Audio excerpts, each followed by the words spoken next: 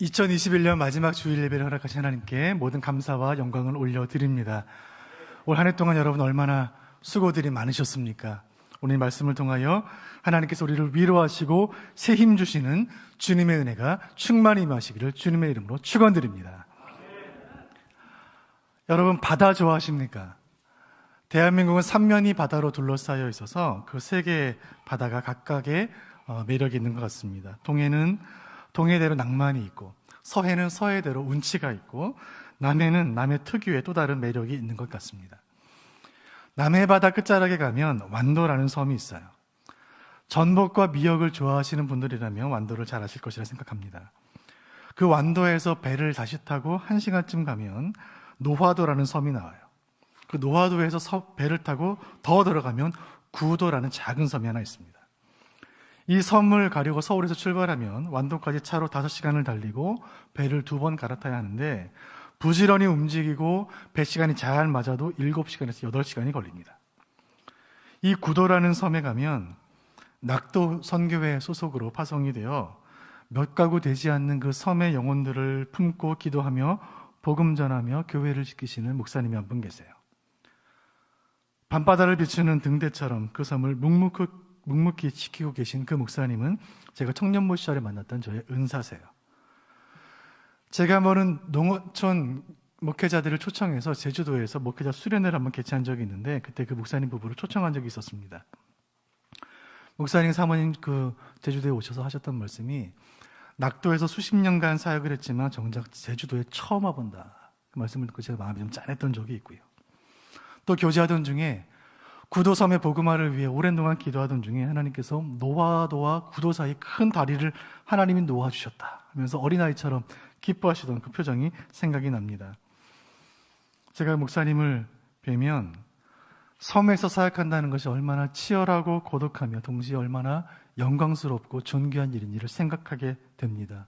그 섬은 저에게 목회자로서의 소명을 새롭게 하는 곳이며 교회가 무엇인지를 깊이 생각하게 하는 섬입니다.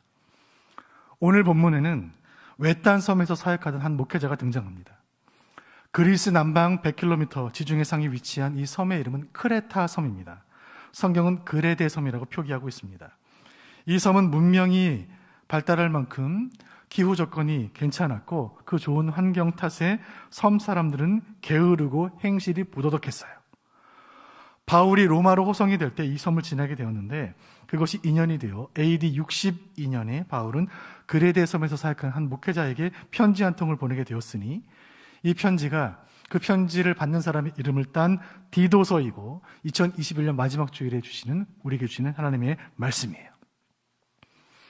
이 편지를 쓸 무렵에 바울은 이미 산전수전을 다 겪은 영적인 백전노장이었습니다. 영적 전쟁의 최전방에서 25년을 보낸 이 불굴의 사도는 마치 참전 전쟁 용사들이 자기 몸에 난 상처를 가지고 전쟁 무용담을 들려주는 것처럼 사역의 현장에서 자기 몸에 남겨진 영광의 상처들과 영적인 상처들을 가리키면서 그의 제자들에게 교훈을 하기 시작해요. 그것이 디도서입니다. 바울의 사역은 한마디로 전쟁과도 같았습니다. 그가 공들여 키운 제자들은 바울을 실망시켰고 그와 우정을 나누던 친구들은 그의 곁을 떠나갔고 성도들은 바울의 권위를 의심했고 눈물로 개척하고 세운 교회가 진리를 버리고 배교하는 모습을 바울은 보아야만 했습니다.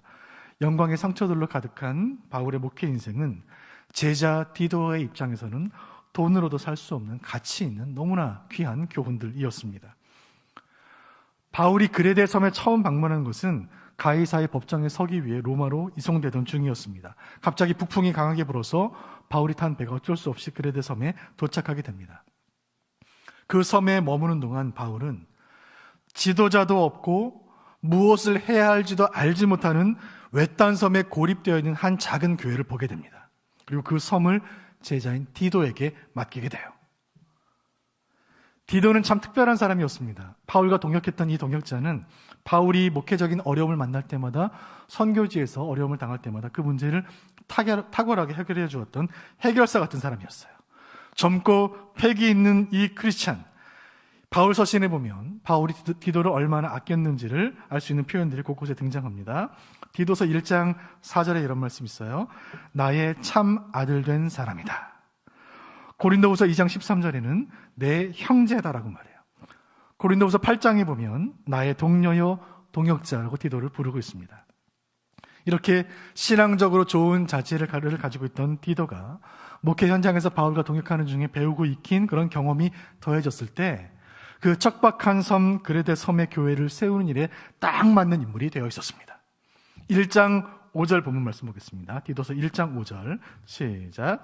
내가 너를 그레데에 남겨둔 이유는 남은 일을 정리하고 내가 명한 대로 각 성의 장로들을 세우게 하려 함이니. 아멘. 바울이 그레데 섬을 떠나고 바울이 탄 배가 저 멀리 수평선으로 사라졌을 때 홀로 남은 디도에게는 막중한 목회적인 책임이 남겨져 있었습니다. 디도는 말씀을 전해야 했고 사람들을 훈련시켜야 했습니다. 그런데 목회 토양이 좋지가 않았어요. 저는 구도섬에서 사역하시는 목사님과 교제하면서 섬 목회가 얼마나 힘든지에 대해 많이 이야기를 들었습니다. 섬은 기본적으로 무속신앙이 강한 곳이에요.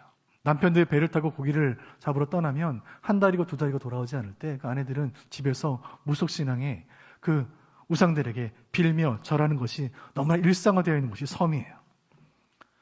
영적인 토양이 좋지 않은 곳에서 목회가 얼마나 힘들까? 토질이 좋지 않으면 농사가 얼마나 힘듭니까? 그레데 섬 사람들은 문화적으로 뒤처져 있었고 행동은 야만적이었고 엉뚱한 일에만 집중하는 그런 사람들이었어요. 한마디로 영적으로 오합지졸이었습니다. 그 섬에서 목회해야 했던 젊은 목회자 디도가 그 척박한 섬에서 얼마나 자주 마음이 무너졌을 것이며 홀로 견뎌야 할 사역의 무게가 얼마나 컸을지 한번 그 말씀을 생각들을 해보시길 바라요. 그런 디도에게 바울의 편지가 도착합니다. 그 편지가 얼마나 큰 위로가 되었을까요? 디도서를 통해 바울은 말합니다. 교회가 본질에 충실할 때 교회는 교회되는 것이고 예배는 예배되는 것이다. 목회자는 주님 세우신 권위에 근거하여 영적인 지도자가 되는 것이고 그러할 때 교회는 사명을 충성되게 감당할 수 있는 것이다. 영적인 지도자로서 어떤 말씀을 전해야 하는지, 영적인 오합지졸들을 그리스도의 정의의 부대로 훈련시키기 위해 무엇을 해야 하는지 조목조목 가르치기 시작해요. 오늘 12월 마지막 주 목회서신 시리즈 그 세 번째 디도서의 말씀은 1차적으로는 그레데 섬에서 목회하던 목회자 디도를 향한 말씀이고 2차적으로 그리고 영적으로는 어려운 시대에 부름받아 사역하는 모든 교회 목회자들 그리고 이 척박한 세상에서 그리스도인으로 살아가야 하는 모든 성도들, 우리에게 주시는 주님의 음성인 줄로 믿습니다. 오늘 말씀 가운데 은혜라는 말이 등장해요. 은혜. 여러분, 은혜라는 말은 창조주께서 피조물에게 베푸시는 친절과 호의를 뜻하는 말이에요. 창조주께서 피조물에게 베푸시는 친절과 호의. 하나님께서 교회에게 베푸시는 은혜가 있다는 거예요.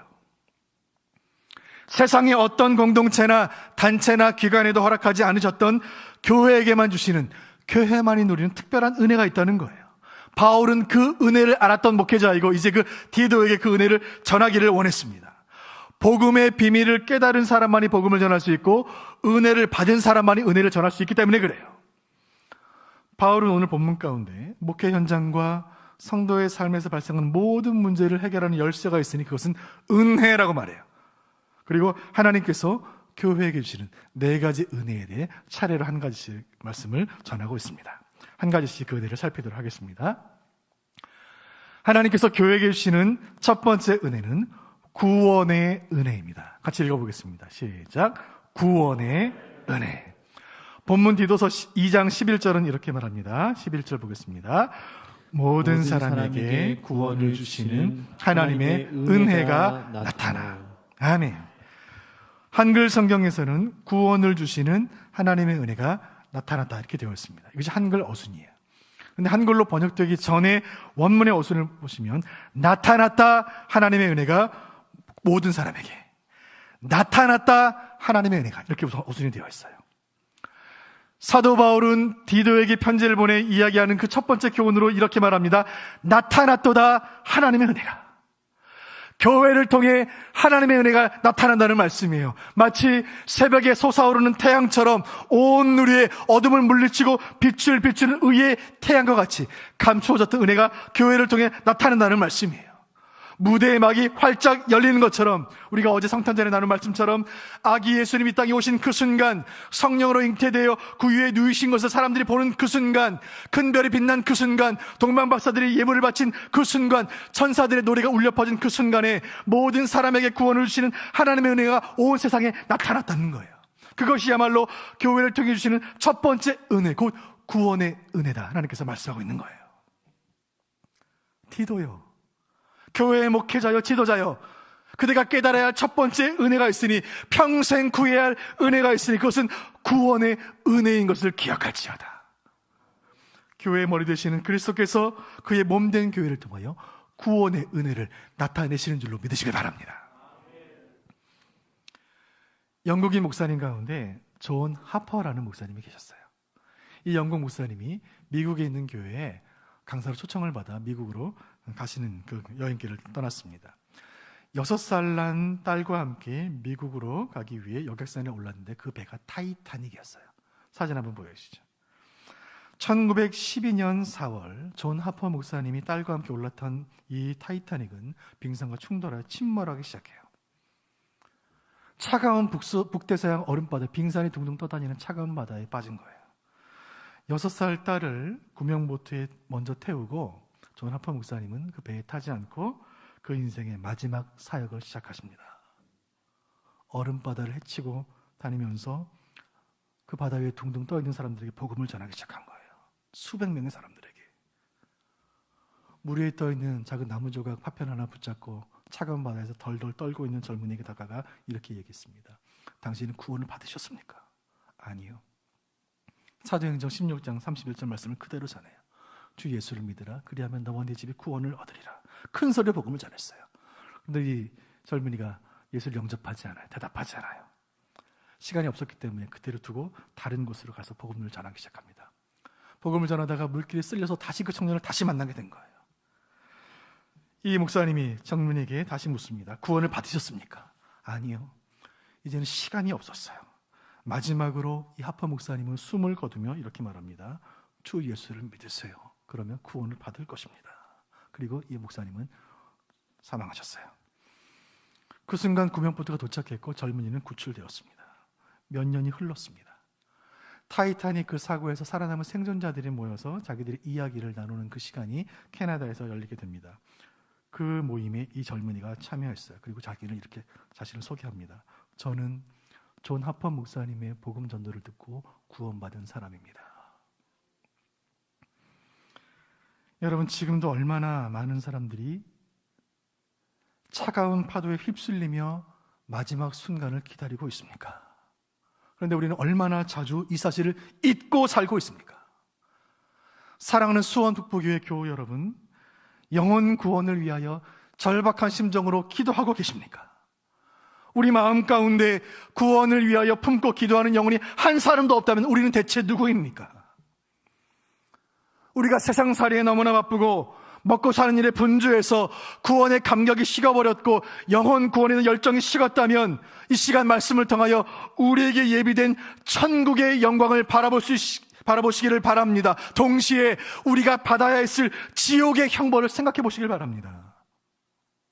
지옥의 고통을 주님 대신 받으셨으니 이제 우리는 모든 사람에게 구원의 은혜를 전하는 구원의 통로로 쓰임받아야 할 줄로 믿으시길 바랍니다. 주여 구원의 은혜를 주옵소서. 주님, 우리 수원북부교회는 주님이 오시는 그날까지 영혼 살리는 교회, 구원의 은혜를 열방으로 흘려보내는 교회로 쓰임받게 하여 주옵소서. 하나님께서 우리 교회를 하여금 구원의 은혜가 충만한 공동체로 사용하실 줄로 믿으시길 바랍니다. 하나님께서 교회에게 주신 첫 번째 은혜는 구원의 은혜예요. 이어서 사도 바울은 두 번째 은혜에 대해 말합니다. 그것은 성화의 은혜. 같이 읽어보겠습니다. 시작. 성화의 은혜. 2장 12절 봅니다. 시작.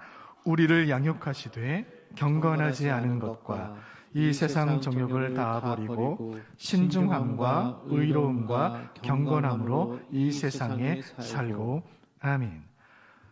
사도 바울을 통해 주시는 교회에게 허락하신 두 번째 은혜는 성화의 은혜예요. 바울은 디도에게 말합니다. 교회는 성화의 공동체이다. 성도가 예수를 믿고 교회에 등록하여 신앙생활을 시작한다는 것은 은혜의 학교, 성화의 학교에 입학한 것 같아요.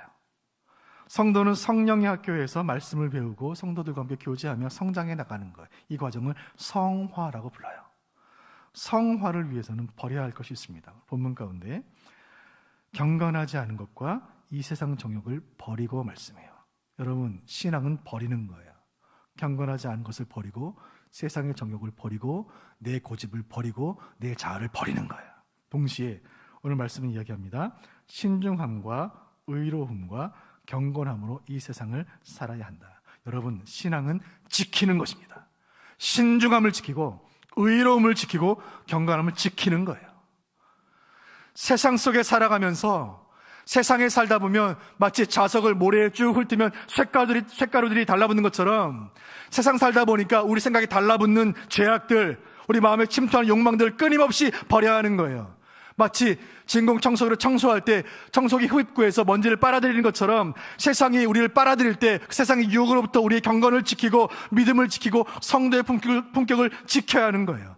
주여, 성화의 은혜를 주옵소서. 우리는 거룩을 향하여 전진하는 성도가 되게 하여 주옵소서. 우리 교회는 세상에 존재하지만 세상에 속하지 않은 교회가 되게 하여 주옵소서. 세상의 어둠을 비관하지 않고 세상을 밝히는 교회가 되게 하여 주옵소서. 어느덧 한 해가 정말 쏘아놓은 화살처럼 지나가고 2021년의 마지막 주일을 맞이했습니다. 이제는 새로운 한 해를 준비해야 하는 그런 한 주간 우리는 보내게 될 것입니다. 여러분, 새해에 어떤 계획들을 세우고 계십니까? 새해에는 기필코 다이어트에 성공하리라. 기어이 성경 일독을 해내고 말리라. 반드시 한 영혼을 전도하리라. 너무 귀한 목표들이세요. 결혼의 목표, 취업의 목표, 승진의 목표. 여러분이 세우신 이 모든 목표와 계획 가운데 주님께서 은혜 주시기를 바랍니다. 오늘 말씀을 통하여 성령께서 우리에게 영적인 새로운 목표 하나를 주십니다. 주여, 2022년에는 저에게, 우리 가정에게, 우리 교회에게 성화의 은혜를 주옵소서. 2022년은 내 신앙생활 가운데 가장 큰 성장과 가장 큰 변화와 가장 큰 은혜를 받는 한 해가 되게 하여 주옵소서. 성도는 거룩을 향하여 달려가는 사람입니다. 거룩한 표대를 향하여 전력 질주하는 사람이 성도예요. 성도는 거룩을 위해 싸우는 사람입니다. 거짓과 음란과 탐욕과 끊임없이 싸우는 사람이 성도예요. 이것이 얼마나 치열했으면 우리의 신앙의 선조들은 그리스도의 삶을 경주라고 말했고 성도의 삶을 그리스도의 군사라고 말했습니다. 성도 여러분, 성화를 위하여, 거룩을 위하여 특별히 기도의 자리를 사모하시기를 주님의 이름으로 축원드립니다. 기도하는 한 사람은 기도하지 않는 한 민족보다 강한 줄로 믿으시길 바랍니다. 2022년에는 주여 기도의 깊은 경지에 이르게 하여 주옵소서. 우리의 기도가 충분히 쌓이고 우리의 기도가 성숙하고 성장한다면 하나님께서 우리의 기도를 통하여 주님의 큰 역사를 이루실 줄로 믿으시길 바랍니다. 나 한 사람이 기도의 제물이 되어 기도의 골방을 지킨다면 나의 기도가 작은 촛불이 되어 그 기도의 촛불이 바람을 타고 번지는 산불처럼 온 교회로 번져나가 우리 수원목포교회는 기도로 타오르는 성령의 공동체가 될 줄로 믿습니다. 오늘 말씀을 통해 주시는 교회가 허락하시는 세 번째 은혜는 영화의 은혜입니다. 영화의 은혜. 같이 읽어보겠습니다. 시작. 영화의 은혜. 본문 13절 말씀 합독하겠습니다. 복스러운 소망과 우리의 크신 하나님 구주 예수 그리스도의 영광이 나타나심을 기다리게 하셨으니 아멘. 주님께서 교회에 허락하시는 첫 번째 은혜는 구원의 은혜, 두 번째 은혜는 성화의 은혜였습니다. 세 번째 은혜는 영화의 은혜예요. 구원은 과거의 은혜이고 성화는 현재의 은혜라면 영화는 미래의 은혜예요. 성도는 미래를 보는 사람이고 교회는 미래를 바라보는 공동체예요. 오늘도 한 해를 마무리하는 시점이 되었습니다. 올 한 해 베푸신 은혜가 너무나 많고 지난 52년간 우리 교회 베푸신 은혜가 너무나 놀라워요. 성도에게 과거는 중요하지만 과거에 묶여 있어서는 안 됩니다. 교회에게 있어서 역사는 중요하지만 미래는 훨씬 더 중요합니다. 다가올 영광을 바라보며 미래의 은혜를 바라보는 것은 말씀에 이르기를 복스러운 소망이다라고 말해요. 세상 사람들이 품는 소망과는 차원이 다른 복스러운 소망이다. 성도에게 미래의 소망은 우리 주님 다시 오시는 그날, 우리가 주님 만나는 그날, 우리의 영과 육이 호련히 변화되어 천국에 입성하는 그날, 그것이 교회가 허락하신 가장 복스러운 소망인 줄로 확신합니다. 바울은 디도에게 권면합니다. 하나님은 교회에게 영화의 은혜를 주셨다. 교회는 영혼을 구원하고 그들을 성화에 이르게 하며 마침내 영화에 이르게 하는 공동체이다. 이것은 사람의 열심이나 의로움으로는 불가능한 기적과 같은 은혜라고 주님 말씀하고 계신 거예요. 영화의 은혜는 주님이 다시 오셔야지만 완성됩니다. 태초에 빛이 있으라 말씀하신 그 말씀은 주님 다시 오시는 날 온 우주가 주님의 영광의 빛으로 가득 차게 되는 그 순간에 완성되는 거예요. 우리 주님께서 변화산에서 찬란히 빛났던 그 영광을 그날에는 베드로와 몇몇의 제자들만 보았지만, 그날에 주님 다시 오시는 그날에 모든 성도, 모든 열방, 모든 교회가 주님의 찬란한 영광을 목도하게 될 것으로 믿으시길 바랍니다. 교회는 주님의 초림과 주님의 재림 사이를 살아가며 주님의 다시 오심을 예비하는 공동체인 줄로 믿습니다. 다시 오실 주님을 예비하고 그 주님을 머리로 삼기 때문에 교회는 영광스러운 줄로 믿으시길 바랍니다. 우리 교회는 2022년에 영광스러운 미래를 향해 나아가는 교회가 되게 하여 주옵소서.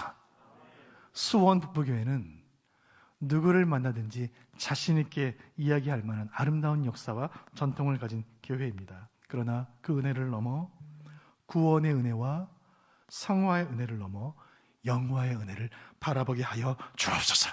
미래를 향해 비상하는 은혜를 허락하여 주옵소서. 간절히 바라기는 우리 교회는 영화의 은혜가 충만한 복스러운 소망의 공동체가 되게 하시기를 간절히 소원합니다. 오늘 주시는 말씀 가운데 발견하는 네 번째 은혜가 있으니 그것은 구속의 은혜입니다. 같이 읽어보겠습니다. 시작. 구속의 은혜. 본문 2장 14절 같이 보겠습니다. 그가 우리를 대신하여 자신을 주심은 모든 불법에서 우리를 속량하시고 우리를 깨끗하게 하사 선한 일을 열심히 하는 자기 백성이 되게 하려 하심이라. 아멘. 바울이 디도에게 교훈하는 교회에게 주신 네 번째 은혜는 구속의 은혜입니다. 성경을 읽다 보면 성경을 읽다 보면 어떤 말씀들은 눈으로 쭉 읽어 내려가게 되는데 어떤 말씀에 시선이 딱 고정되어 더 이상 내려가지 않을 때가 있어요. 저는 이 설교를 준비하면서 디도서 2장 14절 말씀에 시선이 고정되어 다음 말씀을 읽을 수가 없었어요.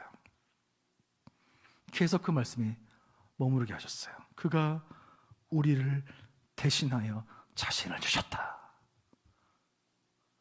주님 우리를 대신하여, 이 말씀을 제가 한참을 묵상했어요. 주님께서 행하신 모든 일은 우리를 대신하여 자신을 주신 것이에요. 여러분, 우리 예수님 십자가에 못 박히신 것은 유대교 지도자들, 제사장들, 사두개인들, 바리새인들에게 밉보여서 그래서 구속되어서 처형당하신 게 아니에요. 우리 예수님 십자가를 지신 것은 로마 정치인들에게 재판을 받고 사형 선고 받아서 그렇게 처형되신 것이 아니에요. 주님 스스로 그렇게 하신 거예요. 우리를 대신해서 그렇게 하시는 거예요. 기쁨으로 자발적으로 하신 거예요. 우리는 하나님께 반역했고 하나님께 범죄했고 하나님 앞에 패역했습니다. 그런 우리를 향한 하나님의 맹렬한 진노를 십자가에서 우리 주님께서 우리를 대신하여 다 받아내신 거예요. 십자가에서 내려오라 외치는 세상의 모든 조롱소리와 우리가 받아야 할 채찍과 수치를 주님께서 대신하여 받으시는 거예요. 오늘 말씀 가운데 14절 말씀 가운데 속량이라는 말이 나옵니다. 이 말은 대가를 치르고 정당한 값을 치르고 다시 되사오는 것을 뜻하는 말이에요. 여러분, 주님께서 피로 값을 치르시고 우리를 사신 줄로 믿습니다. 우리에게 주인이 바뀌는 거예요. 여러분, 우리의 본래 주인은 누구였습니까? 그 악한 주인, 우리를 사망의 권세에 묶어두고 우리를 죄짓게 하고 이 땅 사는 동안 고통받게 하다가 우리가 죽으면 사탄과 함께 영원한 무저갱에 들어갈 수밖에 없었던 그 사탄의 권세로부터 우리를 피로 사시는 거예요. 여러분, 예수님께서 우리를 속량하셨다는 말은 예수 믿기 전에 가지고 있던 나쁜 습관 몇 개를 고쳐주시는 것이 아니에요. 낡은 건물에 외관만 페인트 칠하고 리모델링한 게 아니, 완전히 철거하고 재건축한 거예요. 오늘 14절 하반절에 말씀에 이르기를 이런 말씀이 있습니다. 14절 하반절, 선한 일을 열심히 하는 자기 백성이 되게 하려 하심이라. 우리가 악한 주인에게 속해 있을 때 우리는 악을 행할 수밖에 없는 존재였습니다. 우리가 행하는 모든 것들은 다 악이었어요. 독사가 맑은 이슬을 먹고 독을 만드는 것처럼, 쓰레기 더미에 아무리 향수를 뿌려도 악취가 계속 올라오는 것처럼 우리의 타락한 본성은 악으로 완전히 기울어져 있었습니다. 불을 향해 뛰어드는 불나방처럼 악을 향해 끝없이 달려가던 우리가 완전히 다시 재창조됐다는 말씀이에요. 악을 행할 수밖에 없던 우리가 더 이상 악을 행하지 않을 수 있게 되었다는 놀라운 말씀이에요. 더 놀라운 말씀은 본문 가운데 선한 일을 열심히 하는 자기 백성이 되었다. 이제는 악을 행하지 않을 수 있는 것뿐만이 아니라 선을 행하는 존재가 되었다는 거예요. 선한 일에 열심을 내는 존재가 되었다는 거예요.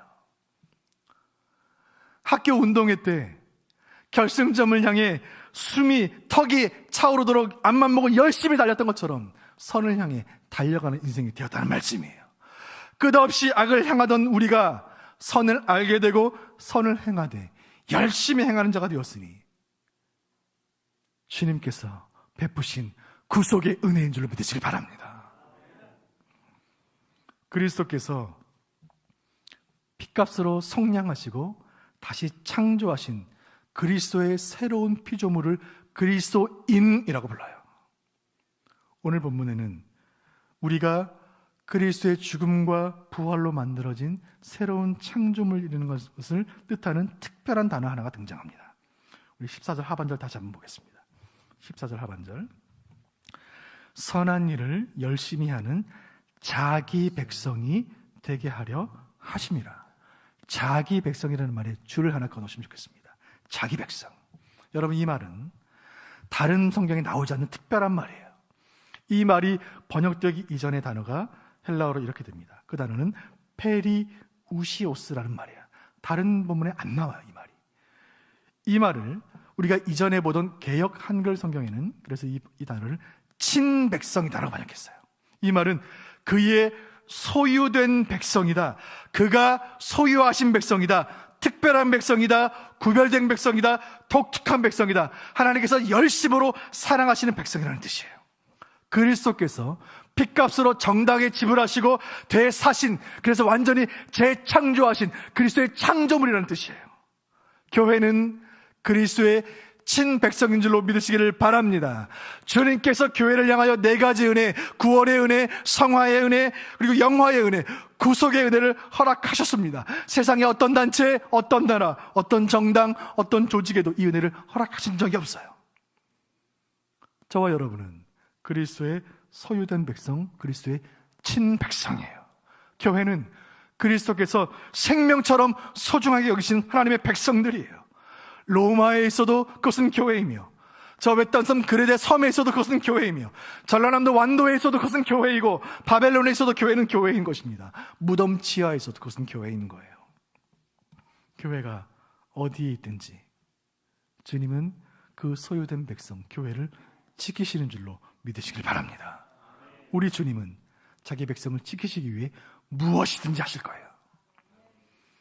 이 말씀이 주는 위로가 이 시간 2021년 마지막 주일 예배, 이 2부 예배에 참여한 우리 모두에게 충만히 임하시기를 주님의 이름으로 축원드립니다. 사랑하는 성도 여러분, 우리는 주님의 친백성입니다. 주님의 친백성 된 우리를 누구도 정죄하지 못할 것이며, 주님의 친백성 된 교회를 음부의 권세가 이기지 못할 줄로 믿으시기를 바랍니다. 오늘 사랑하는 제자요 동역자인 디도에게 네 가지 은혜를 이야기한 이 바울은 이 말씀으로 본문을 마감하고 있습니다. 2장 15절 말씀 같이 보겠습니다. 시작. 너는 이것을 말하고 권면하며 모든 권위로 책망하여 누구에게서든지 업신여김을 받지 말라. 아멘. 목회 현장의 간증과 경험을 담아 또 성령의 충만함 가운데 교회에게 주시는 4가지 은혜를 교훈한 바울은 이 값진 교훈을 마무리하면서 디도를 향해 이렇게 권면합니다. 너는 이것을 말하라. 이 말씀은 디도 개인에게 주시는 말씀이 아니요, 오고 오는 모든 교회, 모든 지도자, 모든 평신도 지도자, 모든 성도들을 향한 성령의 음성인 줄로 믿습니다. 이 동사는, 이 헬라어 동사는 강력한 명령형 동사예요. 말하라, 이어서 권면하라, 그리고 책망하라. 디도여, 사랑하는 동역자여, 목회자여, 온 세상의 성도들이여, 이것을 말하라. 내가 지금까지 전한 이 4가지 은혜를 세상을 향하여 말하라. 혼자 알고 있어서는 안 된다. 말해야 한다. 가르쳐야 한다. 전해야 한다. 쉬운 일이 아니었습니다. 디도가 목회하는 그 섬은 쉬운 목회지가 아니었습니다. 그레데 섬의 교인들은 순종을 알지 못하고 경건을 알지 못하는 강팍한 사람들이었습니다. 그래서 사도 바울은 이렇게 말합니다. 모든 권위로 책망하여 누구에게서든지 업신여김을 받지 말라. 디도여, 너는 나 사도 바울의 대리인으로서, 예수 그리스도의 대리인으로서 영적 권위를 가지고 말하라. 세상은 날로 악해져 가고 그레데 섬의 사람들의 마음은 강팍하지만 너희의 권위가 아니라 예수의 권위로 말하라. 성경의 권위로 전파하라. 누구도 그들을 업신여기지 못하게 하라. 한 나라에서 다른 나라로 외교적인 사명을 받아 파견된 그 외교관을 대사라고 불러요. 대사는 그 자신의 권위가 아니라 파송한 본국의 권위로 그 땅에 사는 거예요. 그 땅에 존재하는 거예요. 미국 대사관은 한국에 있지만 그 땅은 미국 땅이에요. 미국 대사는 미국 대통령의 권위로 이 땅에 있는 거예요. 한국 대사관은 미국에 있지만 그 땅은 한국 땅이에요. 이처럼 교회는 세상 속에 있지만 천국의 땅이에요. 하나님의 땅이요, 그리스도의 대사관인 줄로 믿으시길 바랍니다. 우리 수원북부교회는 너는 이것을 말하라 하신 말씀에 순종하여 교회의 머리 되신 그리스도의 권위로 세상을 향하여 은혜의 복음을 담대히 증거하는 영적 기백이 충천한 복음의 공동체 되게 하시기를 간절히 소원합니다. 오늘 목회 서신 시리즈 3번째 디도서 말씀을 통하여 교회를 향한 소중한 교훈 한 가지를 얻게 됩니다. 교회는 은혜로 비상하는 공동체라는 사실이에요. 같이 읽어보겠습니다. 시작. 교회, 은혜로 비상하는 공동체. 바울과 디도는 정말 어려운 시대에 사역했던 목회자들이었습니다. 어려운 시대에 쓰임받았던 바울, 어려운 목회지로 파송된 디도. 그러나 이 신실한 종들은 비관하지 않고 포기하지 않고 주님 맡기신 사명을 충성되이 감당할 수 있었습니다.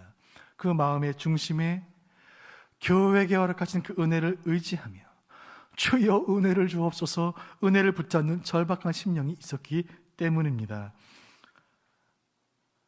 일이 잘 안 될 때 그 일이 안 되는 이유를 분석하는 사람들은 많아요. 그러나 그 일을 되게 하는 사람은 많지 않아요. 문제를 지적하는 사람은 많아요. 그러나 그 문제를 해결하는 사람은 드물어요. 섬에서 하는 목회가 왜 어려운지, 섬 목회가 어려운 이유를 구구절절 이야기할 수 있는 사람은 많이 있어요. 그러나 그 섬에 가서 목회를 묵묵하게 감당하고 이를 악물고 생명 걸고 복음 전하며 목회 현장을 지키는 사람은 드물어요. 코로나 2년째 코로나 시대의 목회가 왜 어려운지를 청산유수로 강의할 수 있는 사람 많이 있어요. 그러나 이 코로나가 창궐하는 시대에 우리를 성도로 부르시고 지도자로 부르신 주님의 부르심에 순종하여 주님 앞에 납작 엎드려 주여 불쌍히 여겨 주옵소서, 주여 은혜를 주옵소서, 주여 교회를 살려 주옵소서, 눈물 콧물 쏟으며 통곡하며 매달리며 금식하며 최선으로 복음 전하며 선거하며 고제하며 말씀 가르치는 사람 많지 않아요. 그런 교회는 점점 찾아보기 어려워질 것입니다. 고린도후서 4장 8절과 9절에 이런 말씀이 있어요. 바로 우리를 향한 말씀이에요. 같이 읽어보겠습니다. 시작. 우리가 사방으로 우겨쌈을 당하여도 쌓이지 아니하며 답답한 일을 당하여도 낙심하지 아니하며 박해를 받아도 버림받지 아니하며 거꾸로 때림을 당하여도 망하지 아니하고 아멘.